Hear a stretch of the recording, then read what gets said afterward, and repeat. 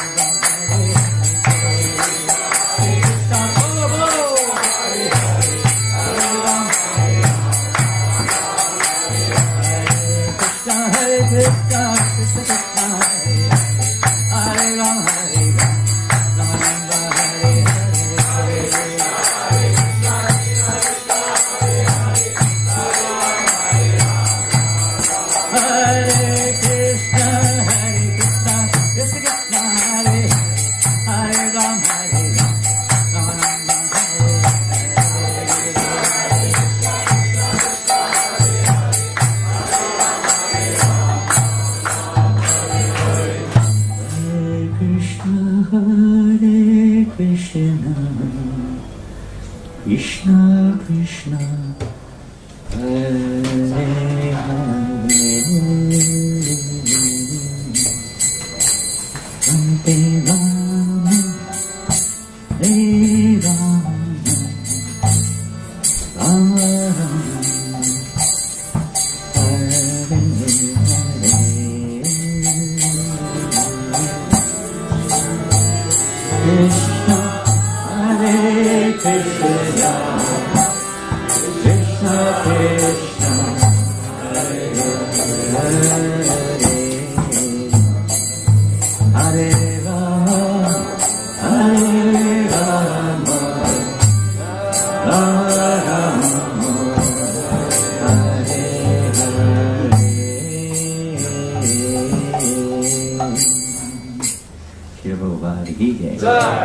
Shri Jagannath Baladev Subhadra Ki Jai, Shri Radhandaneshwar Ki Jai, Gaur Premanandi, the assembled devotees.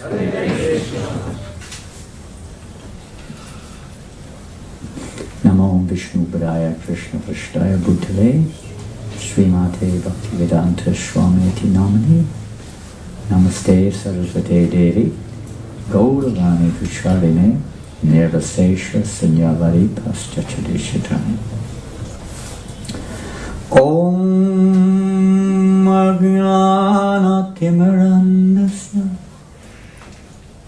Jnananjana Shalakayam Chakshoram Militam Yena Tasmai Shri Gurave Namah Shri Chaitanya Manobhishtam Stapitam Yena Bhutale Swayam Bhukagadamayam Dadati Swavadantikam Vandeham Shri Guru Shri Yuta Padakamalam Shri Guru Vaishnavam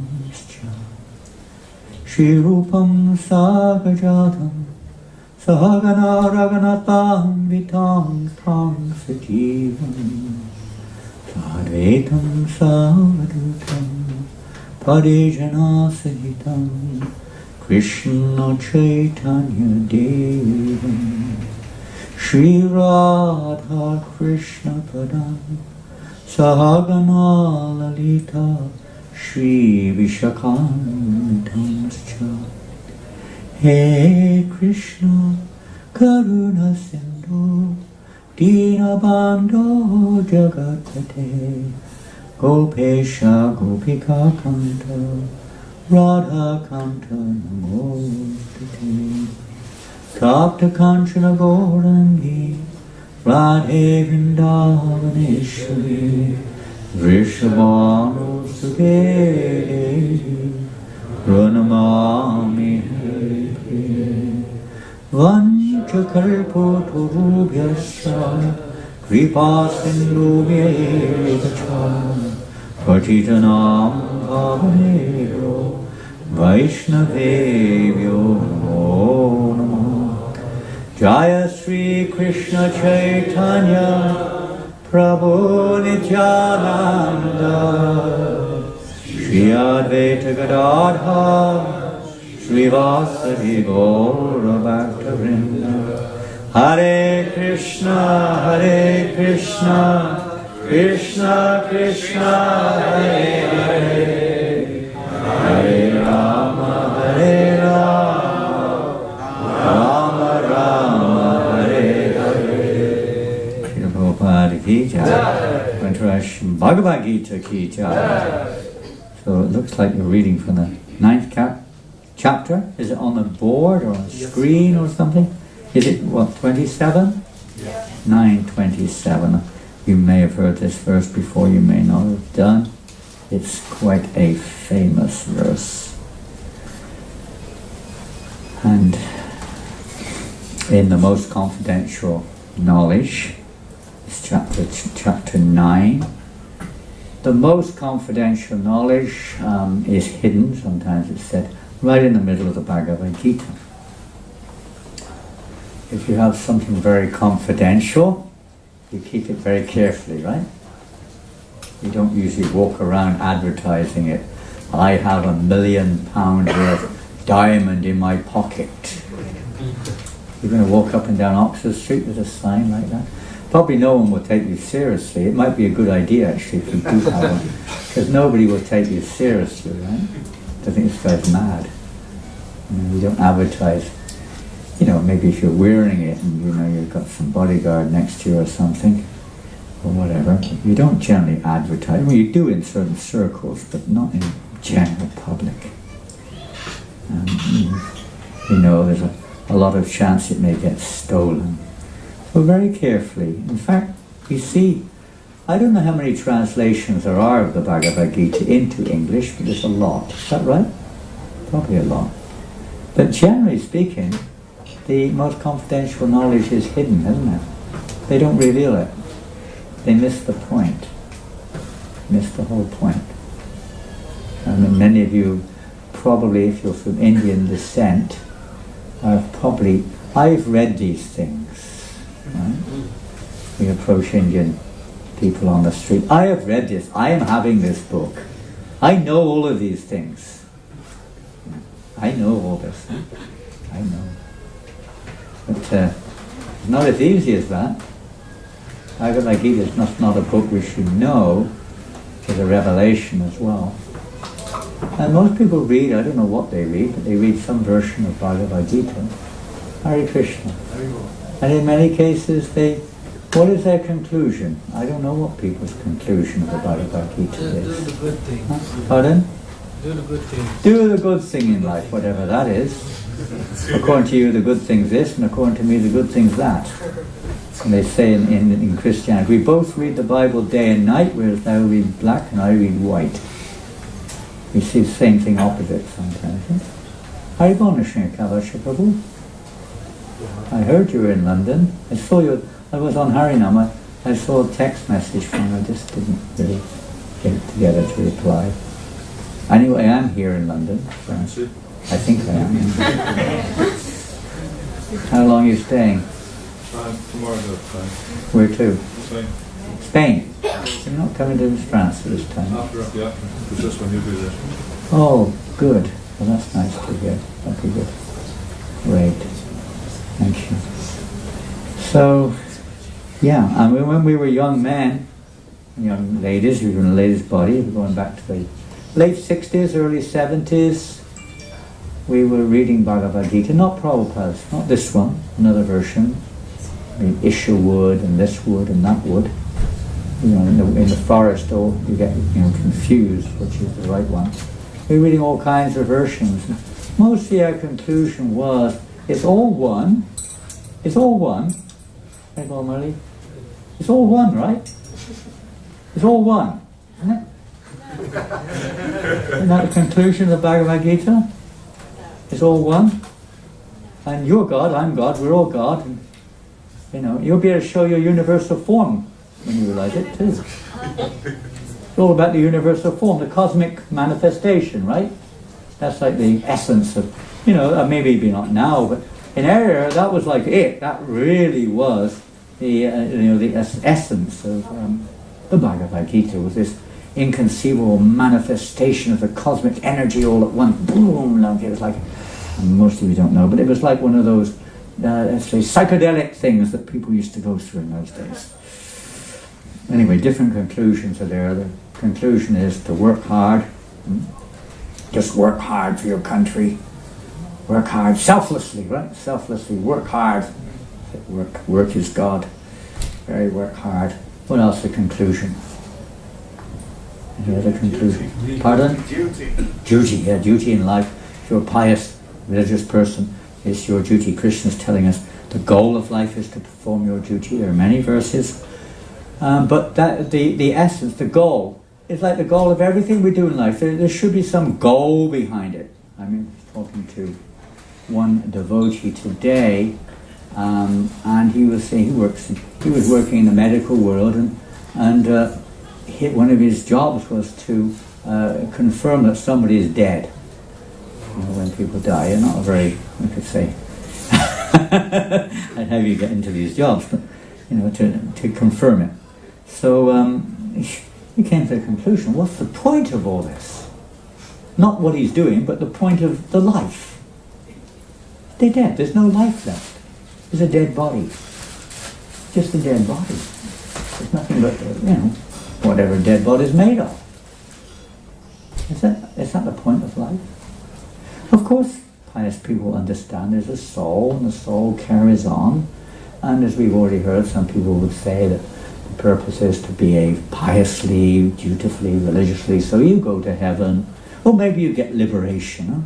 Liberation to the Brahman. Become merged with God. Merged with God. Or somehow merged with his energies or something or another. But very rare do we find the essence of the Bhagavad Gita. So this verse is you could say, a essential verse which we're reading today in the understanding of the ultimate purpose of the Bhagavad Gita. It's not, this particular verse is generally understood to be on the path. You know, when we do anything in life towards a goal, we have to undergo some process, isn't it? Even if you're sick, there's usually a process of becoming healthy, is it not? Some medical doctors are here, I'm sure. We have Sham Bihari, he's a nurse, he's from Philippines. If anyone's living in Bromley, please let him know. He lives alone in Bromley, he's lonely. Lonely in Bromley. Just came from Philippines, there's a long way. There's a big difference between Philippines and London. London, you're finding it a bit hot over here, aren't you? It's a bit hot in London, right? A bit hot. Sweating a lot. Huh? I'm sweating a lot. He's sweating. Even in London he sweats, what to speak of Philippines. I don't know if the heat is the cause of his sweating, but he's sweating. But yes, the process. So if you're a doctor or something like that, you know, everybody knows there's a process. You take this course of medicine. If you're a student, you take a course. If you're trying to get up the corporate ladder, there's stages you go through. Whatever it is in life, most people, Haribol Radharaman, Hare Krishna Prabhu, nice to see you. Hare Krishna. Do you need a chair or a bed, or what would you need? Something like a bed would be best. Please bring a chair. Anyone else who needs a chair or a bed? I don't know if we have any beds here. We can put some beds here maybe. Really, that will come to all of us one day. But yeah, what's the goal of life that people ask? And obviously Bhagavad Gita gives us the goal of life. But, you know, the goal of life is not just to live a nice life, a good life, to leave your body with a lot of money in the bank so someone else can get it, the dog's fund or something like that, inherits your wealth. That's not the goal of life, just have your name up in lights so you live this, that and the other. It's a real deep goal, and that's revealed here in this, let's say, the process to it and the ultimate goal behind it. That was in the previous verse, but the last verse of this chapter reveals the ultimate goal, you could say, of our endeavor in this life, of human life. So this is one of the key verses in the process of achieving the highest goal of life. Why settle for something less? You could say the other instructions or the other seeming directions of the Bhagavad Gita, whatever they may be, you know, Krishna says it, you know, I've told you everything, now you do what you like. Isn't that the goal of life? Yeah. No. What? No. The goal of life, Krishna said, I've told you everything, now you do what you like. Right? Isn't that the conclusion? And people have it as a conclusion. It's all one, it's all the same. Whatever path you follow, whatever road you take, whatever underground you take, they all come to Soho Street Temple. Go on the Elizabeth line. The Elizabeth line comes here. They haven't changed the name, it's still the Elizabeth line. Okay, so you have to know which line goes where, isn't it? Otherwise you have a bit of fun maybe going round and around London for a few years. You've got to know which one is, if you know what your goal is, what is the path to the goal? You can't just say any damn thing will count. It'll take you somewhere, but it won't take you to the same goal. It's also Krishna's energy. Krishna says that, doesn't he? Everyone follows my paths in all respects, right? That doesn't mean everyone goes to the same goal. That doesn't mean everyone reaches the same, destination. Everything belongs to Krishna. That's one of the conclusions of Bhagavad Gita. Everything rests on me. Everything comes from me. I'm the only owner of everything. Everything is Krishna's, but that doesn't mean that everything we do is therefore going to lead us to that realization of Krishna.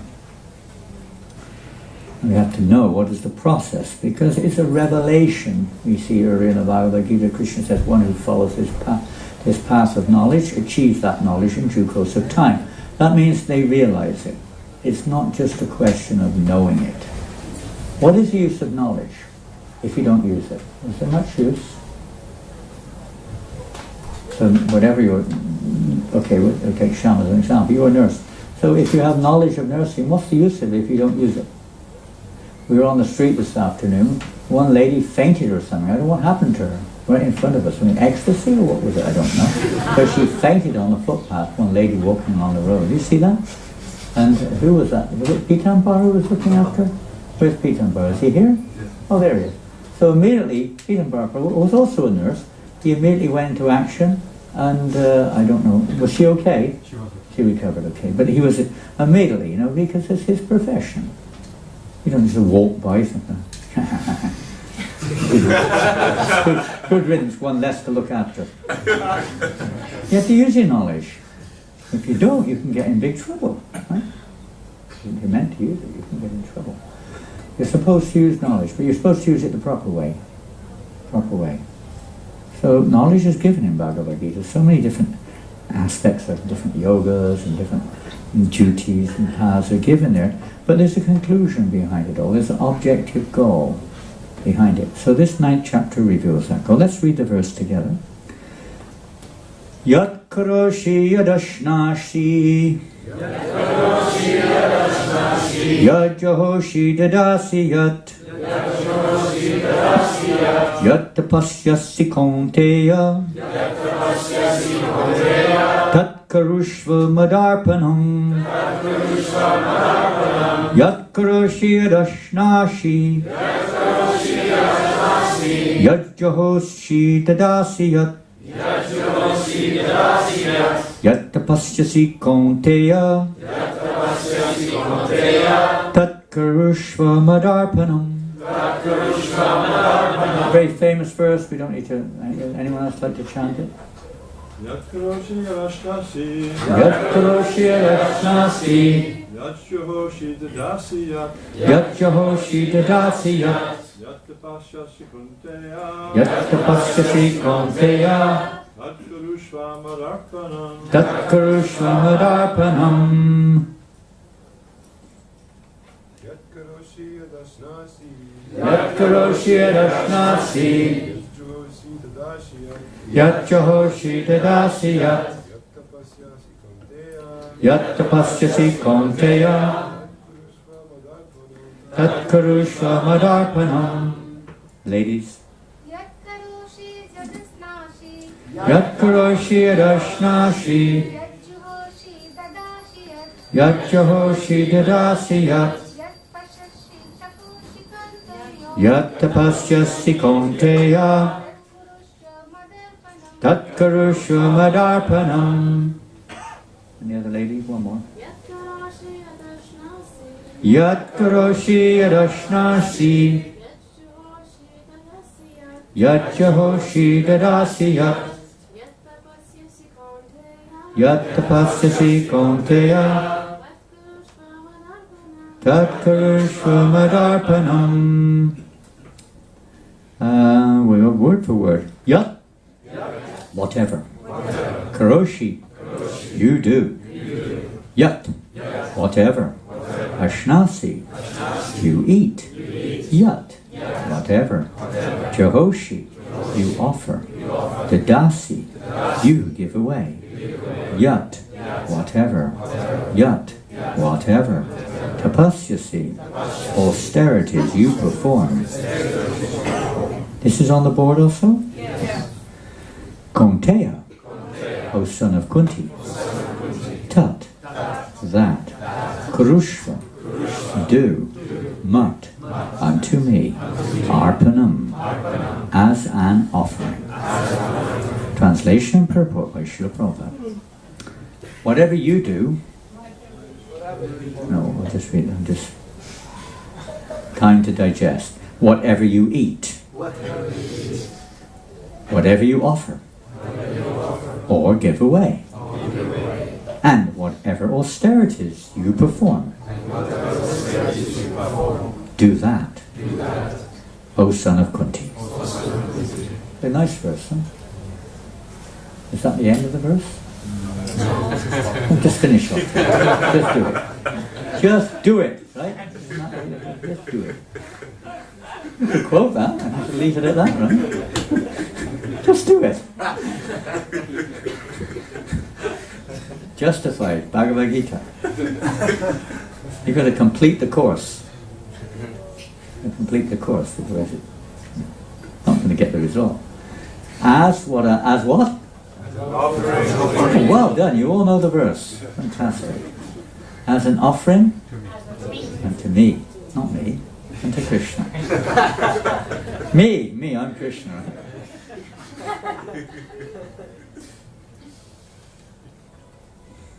Krishna speaking to Arjuna, as you know, as an offering unto me, Krishna says. Pretty good, huh? We might think, no, it should be unto me in this world. Everything's meant for my pleasure, right? I'm the center of the universe. I'm the enjoyer. I'm the proprietor. I'm actually the only real friend of anyone. And if you surrender unto me, then you'll be happy only. Peaceful. Not quite. But we see that those who follow this path, yes, they do achieve that state. Why? Because Krishna gives it. The realization is not just a mechanical thing. Like in a normal situation, you study, you do your work, you may get some result there. In Krishna consciousness, of course we make our effort, but ultimately it depends on Krishna. He gives the knowledge by which we can come to him. He gives us that realization, as Pratyuksha is realized, but that realization is when Krishna removes the illusions that we're in, the clouds which cover us. It's like the sun. You can do what you like. Of course, you can go up in a rocket or a plane or something, but on the ground level, we know the sun's there, but if the sky is clouds over the sky, you cannot see the sun. Although you've got some awareness of its presence. When the clouds are removed, you may have some little process, but ultimately we generally depend on nature. Removes the clouds, the sun becomes visible. So Krishna, our consciousness is covered. And this is a process which Krishna is giving to people in general as well as devotees. It's a process, anyone who does this of course is a devotee. But even if we're not on the highest level of pure devotional service, this path is very relevant. It's very relevant. Because you can do what you're doing. Okay, we're still attached to what we're doing. Maybe you're attached to the family, maybe it's okay, you're attached to your work, or whatever. And learning how to do that as an offering to Krishna. Sometimes people see separation between what they're doing and Krishna and wonder how. But this gives us a clue. Let's read the purport. Thus it is the duty has come up here, of everyone to mold his life in such a way that he will not forget Krishna in any circumstance. Pretty a good thing. Everyone has to work for maintenance of his body and soul together. So we have to work. That's emphasized on several occasions in the 3rd chapter, particularly 5th chapter of Bhagavad Gita. We have to work. What we work, that's another thing. But work has to be performed to maintain this, you can say, duty, body, condition, whatever it is. Some work has to be there. Everyone has to eat. There may be a few exceptions to that, but I don't think in the Hare Krishna movement there's any exception. Is it? When I first came to the temple in Bury Place, I actually thought they did not eat. I didn't know much about their practices.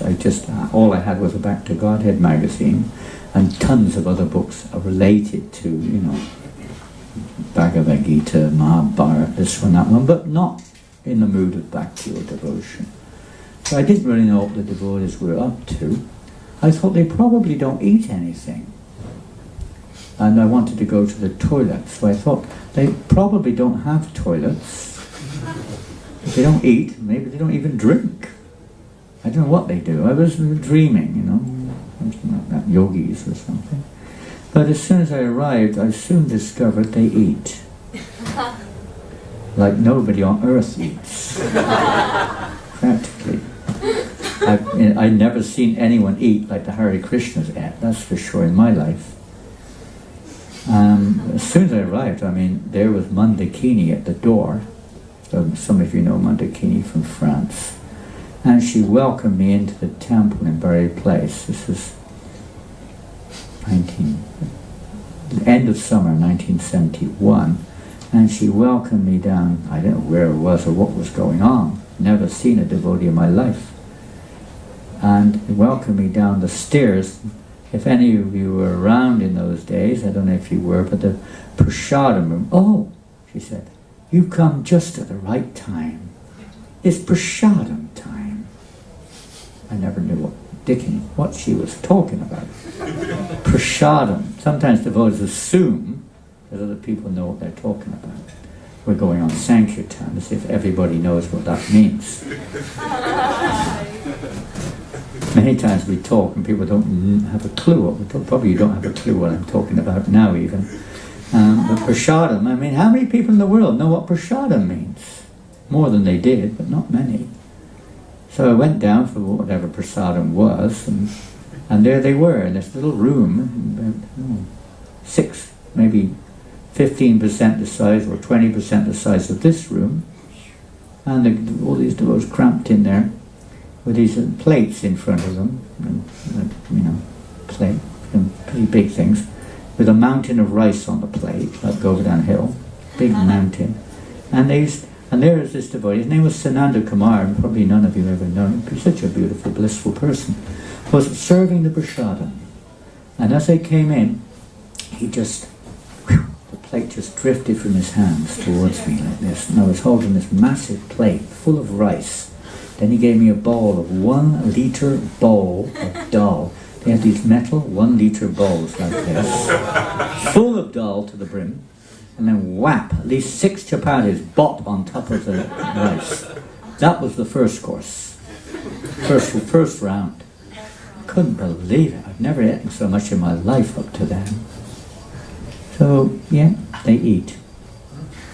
Everyone has to eat. But we don't eat. Prabhupada said we fast. What does that mean? We don't eat. So what does that mean?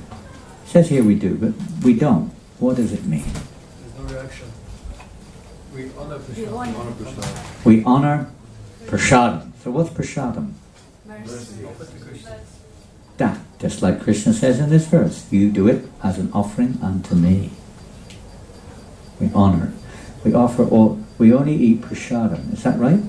Is that right? Yes. You don't eat things from the shop, do you? Huh? Hopefully not, he said, hopefully. It's still hoping. I don't know how strict, I mean, we're living in a world where things are not always so easy. But as much as possible, at least, you only, everything should be offered to Krishna in the right way. What's the right way? Where is it? Where's that orange? Where's my orange juice? Where is it? Sri Vishnu, Sri Vishnu, Sri Vishnu, blah, blah, blah, blah, blah. Oh, there's a red. I was driving one, I won't mention who, but one devotee, I was driving them a long, long time ago in America, and said, stop.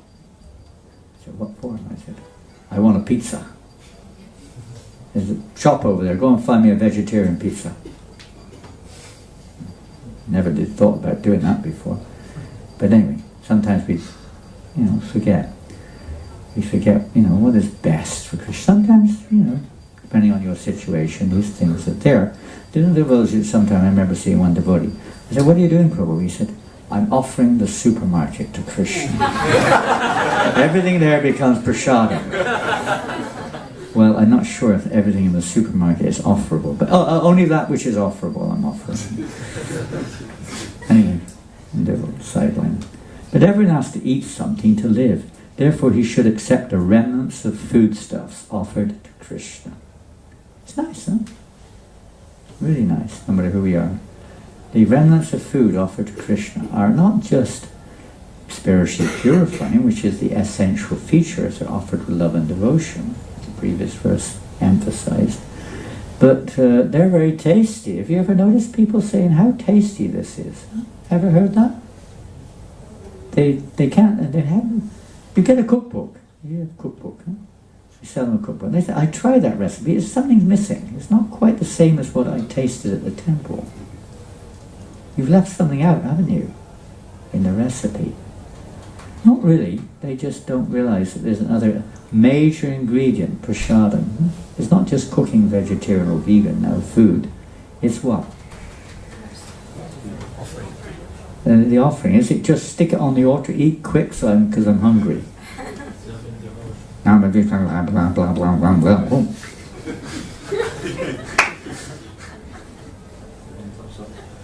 Huh? Om Tat Sat, look. Hurry up. I'm really hungry, you know. Yeah, I like this, I like that, I like this, I like that. Okay, in the beginning stage you may be a bit like that, but ultimately we want to, if you love somebody, if you want to develop love for someone, what do? You ask what they want. Is it? You offer them what they like. What they like, okay, that's good. So if you like, what do you like to eat? Come on, tell me truthfully. Paneer. Paneer! All over ISKCON. Paneer! Give me some paneer sabji. It's a complete contradiction, isn't it? The paneer sabji. Paneer is not sabji. Sabji is vegetable. The paneer vegetable. Don't give me the potatoes. No, leave just the paneer, please.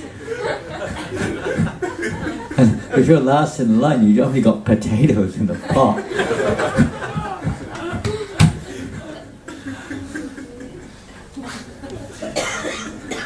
Paneer, okay, so if you want to satisfy Sham, you know what to do now. Maybe you should go on a... Anyway, not her. So you give them what you want, isn't it? Unless you want to get rid of them. Maybe if you want to get rid of your husband, you cook what they don't like, you know. Or if you want to impress someone, you try just the way you dress, the flowers you offer them, the way you speak, everything. You try to do it in a way that will please them. You may like or not like. You say, what does it mean? I don't like paneer, so I'm not going to prepare paneer for you. I like bitter neem leaves. Everything. Neem pakoras. Neem juice. Neem sabji. Neem rice. It's good for you. Eat it. You're going to go back there? You're going to go back to the restaurant?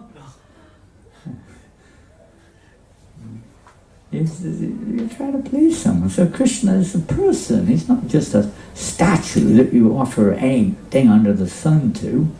We try to think, what will please Krishna? And you think about how to do it in a way which pleases him. Not just the food also, the way it's served. Even as best you can, the environment in which it's served in.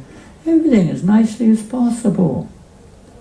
Naturally there's going to be a reciprocation. Isn't it? We have that experience in our day-to-day lives. We give many examples. So any civilized man, we go on, has to perform some religious ritualistic ceremonies. Any civilized man, you know, what do we call civilized? Because you don't generally think of, you know, a civilized man performing some religious. What does it say here? Any civilized man has to perform some religious, ritualistic ceremonies? Doesn't seem to apply to modern society much, does it? The civilization, we Westerners are very civilized, you know, right? With our nice suits and ties and our briefcases and our nice tall buildings with our nice business arrangements and all of our mobile phones. Now we've got nice mobile phones and all kinds of latest tech and rockets which can take you into outer space. We're very civilized. We eat with knives and forks as well, by the way. I don't know if they still do that, but they used to. What does civilized mean? Is that civilized, huh? Believing in God? Maybe. I mean, what does Prabhupada say about, you know, civilization begins with? It's related to that, isn't it? human life. Improving the world. That's definitely one of the you should say objective practice or whatever you want to call it in human life. We should make inquiry about the absolute truth that's emphasized in scriptures. Human life begins with accepting a process of regulation, a process with a goal behind it, and a process which can be applied in our lives. It's usually called Varnashram Dharma. Traditionally Varnashram. A society-based Daivi Varnashram, based upon God-given principles, not just man-made concoctions. That's real civilization. What we call civilization is polished, Prabhupada says polished animal life, basically, based on sense gratification. That's not really human life. It's not meant. Yudnajasana karma gunta bandhana. No, that's the wrong verse. What is it? Human life is not meant for sense gratification, but is meant, as you said, for inquiry about the absolute truth.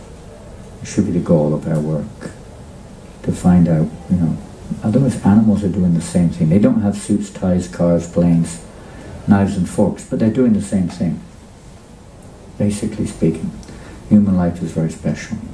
So every civilized human being should make this endeavor. If any religion has this purpose in mind, they have some regulations, some restrictions, some guidelines, some structure, a structure to help us to rise. Maybe initially it's just morality, but it's meant to rise to the platform of inquiry and then practice, and then by the grace of Krishna realization. It takes some time in most cases, but that's the goal. Therefore Krishna recommends, do it for me. Not just do it, even religion, anything, it's meant for his pleasure. It's not just some cult dogmatic program. Do it for me, and this is called archana, or worship. Therefore, everyone has a tendency to give something in charity. Krishna says, give it to me. Well, not many people do that, of course. We encourage people to. I don't know what you're all doing here. We have to my right, I don't know if maybe they've already gone. I can't wheel around very easily, but yes, they're sitting there. 2 boxes are sitting there. You see those 2 boxes? Do you know what's inside them? Is there anything inside? Anything inside? Yes. What's inside? Srimad Bhagavatam. Now some of you are already, of course, completely familiar, some of you may not. Srimad Bhagavatam, what does it mean?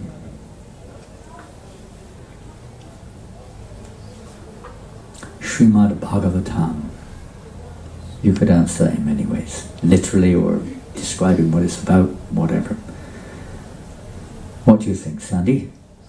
Teaching about how to become free from all false notions of what is religion and God, and how to actually develop a personal relationship. Okay, that's very nice. You could say, in a nutshell, a bit of a description about the effects of purposeful effects of associating with Srimad Bhagavatam. How many of you would like to become free of birth, death, disease and old age? Anybody? Nobody. You don't want to become free? Not sure. Already free. Already free, good. How many of you would like to feel happy all the time? Really? How many of you would like never to suffer? What else would you like? What else? Huh? What is that? Huh? What's that? Enjoy. Enjoy. How many of you like to enjoy? I have to put my glasses on there. Not so sure about that one. Depends what you mean by that, I guess. Sometimes we hear, we have to get free of the enjoying mentality, huh? Even the other ones, you could say, it depends. I mean, everyone in the world, more or less, wants to be happy, right? Anandamaya, but it's not the body, that dead lump of flesh is not what wants to be happy. The dead lump of flesh, or the life as we call it now, is a means to try to attain happiness, whatever, love. Most people want some loving exchange. The body, the mind also, is a vehicle or something to try to achieve these inner objectives, peace, love, happiness, enjoyment, whatever it may be, within. So that's basically objective goals. How people go to attain those is another thing, but we can see from our example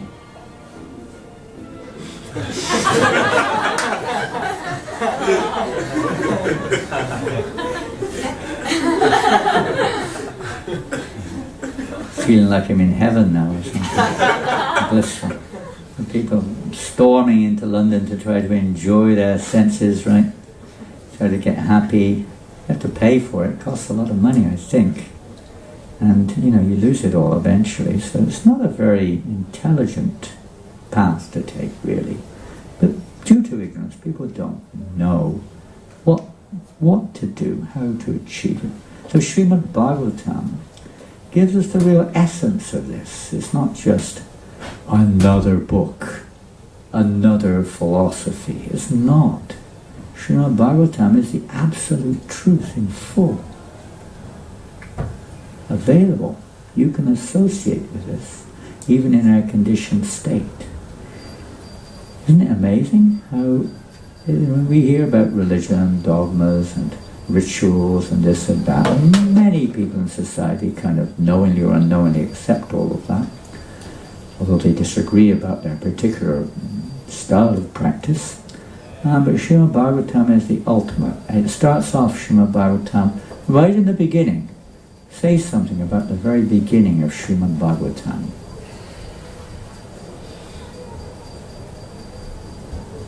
Is it another religion or not? Dharma? Purjita? Kaitava? Tra? Paramo? Yamatsaranam Satam. Now that's the second verse, I think, isn't it? Second verse. First verse establishes the absolute truth, isn't it? And the second verse explains that this Srimad Bhagavatam rejects cheating religions.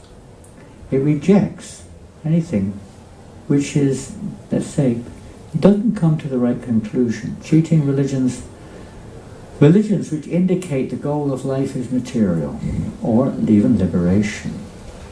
It's not the goal of Bhagavatam. Srimad Bhagavatam, what is the goal? We've already heard more or less from Sandy what the goal is. And Srimad? Always associate with Krishna. Always? Associate with Krishna. Yes, to understand this is our constitutional visit. We're associating indirectly right now with his energies, but we're not seeing it in relationship with Krishna. We're seeing it in relationship with us. Srimad Bhagavatam, Bhagavad Gita also, teaches this principle of seeing everything in relationship with Krishna. And ultimately, not just seeing everything in relationship, but being in relationship with Krishna. There's a difference between seeing. You can watch a match, but there's a difference between that and being in the match. Entering into our constitutional nature. Srimad Bhagavad Gita shows us the path to enter in, up to that point. And Srimad Bhagavatam takes us from that point to the point where you can actually be in our constitutional position. How many of you would like to be in your constitutional, but if you don't know what that means, your eternal nature, eternally. Eternal nature means eternal. Quite a lot of you, and not everyone's quite so sure about that. You're still attached to pannier, I think. If there's pannier up there, yeah, I'm attracted to that one. Some people say that. Is there sex in the spiritual world? You say yes, then they're okay, that sounds good. You say no, I'm not interested in that. And people say, in the old days, they say, there's that famous story, is there any, if there's no newspapers there, I don't want to go. It's not newspapers now, what is it? Google News or something, Yahoo News or something. I don't know. There's no news up there. What am I going to do? What do they do up there? You just kind of exist? Like a flower? Krishna comes on, sniffs you every now and again? That's your eternal role? A sniffing flower. Like, what's your position? My position in the spiritual world is a blade of grass so that Krishna can stamp on me whenever he wants. Be soft piece of grass. It doesn't sound absolute. Conditioned souls, it doesn't sound right. If anyone, what do you want to be in the spiritual world? What do you would say?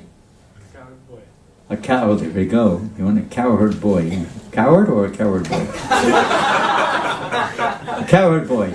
I say not many devotees, all honesty, will say, I really want to be a blade of grass in the spiritual world. Because that's not necessarily what we're aspiring for either, but it's like, it doesn't sound very, very glamorous. I want to be water. I want to be a river. The river's a bit big, but a little bit of water in the river, isn't it? Sounds like nothing. I'd rather stay here with all the crazy world. At least we can get pannier down here. I'm not going to pannier from a blade of grass. That's, God. Eat dirt. Eat dirt. He has such a mundane concept of the whole thing, huh? It'll be purification process. You don't have that realization, but most people don't even have access to it. Srimad Bhagavatam doesn't just give us knowledge about it, but the means, the access, how to get Krishna revealing. Oh, there's someone blowing a horn. The coward boys are coming back from the pasturing grounds. The cows will be arriving any minute. There you go, Sham. There you go. And they'll be making nice curd for you for breakfast tomorrow morning. All the milk, they'll be milking tonight. And they'll be making curd. Well, we haven't quite finished, but anyway, we never finished. Srila Prabhupada ki jai. Shri Grantaraj, if anyone, and everyone wants, I think everyone in this room now should sponsor or purchase one set of Srimad Bhagavatams. Come on, let's go. Let's go. Come on. Who's gonna kick the ball off? Come on. You don't kick the ball. No curd if you don't kick the ball off. Oh my goodness, we're not getting very far here, are we? Can they sponsor a set? Yes. You can sponsor it for somebody who can't afford it, somebody who may want it. Okay, there's one sponsorship here. Wonderful, wonderful. How much is it? 2,500 euros. It's over £1,000, isn't it? He didn't say the price. £175 for sponsoring a whole Bhagavatam, 12 cantos, 18 volumes, massive, big book. It is the most valuable thing in the universe. In the Sringa Kavasha. Sponsoring, but just saying to sponsor on quality is very auspicious. Oh, thank you. Absolutely. Today is the best day of the year. Well, anyway, I'm saying like that. Ekadashi is the best day to sponsor Srimad Bhagavatam. Another hand is, no, I don't know if you want to. I looked, the hand went straight down. Come on, well, there can't be one person. One is not good enough, you have to have at least two. One more back here. Where? Where's that? I don't see anyone. There he is! Two hands went up, that means two sets, does it? Two hands went up. One set back there, one set here. Any more? Come on. How pleased Krishna will be, how pleased Prabhupada will be, how pleased you'll become. Allowing somebody this opportunity to attain the goal of existence. And so blissful, it's not like tapasya, fasting day and night. It's joyful. Tashanti cha, ramanti cha. Joyfully performed. Come on, one more. 3 is a lucky number. There we go. 3 sets of Bhagavatam. Who do they see? 4 sets of Bhagavatam. Another one over there. 5. You got 2 hands up. Doing pretty good, huh? Not bad. Come on, one more. 5 more auspicious than 4. 5 is more auspicious, Panchatapa. More auspicious than 4. Come on. One more. Come on. Hey! Where are you getting that money from? Come on. Hey, you got a good relationship with the treasurer here, haven't you? Okay, who's the person to see about this? Somebody should be making a clear note of who these 5 wonderful, wonderful devotees are who are sponsoring the wonderful Srimad Bhagavatam. What a great opportunity, isn't it wonderful? Somebody is going to get the Srimad Bhagavatam. Bhadrapani, I don't know when you distribute them, but it's a wonderful opportunity. Thank you all very much. Hare Krishna. Bit of fun at the end there. You've made a note of who the 5 are?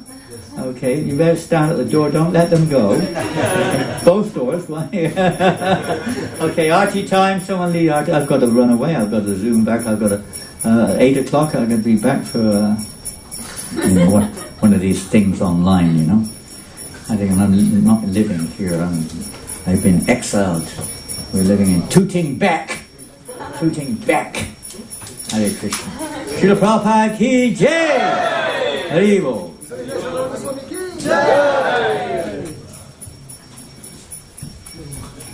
Hare Krishna. Hare Krishna.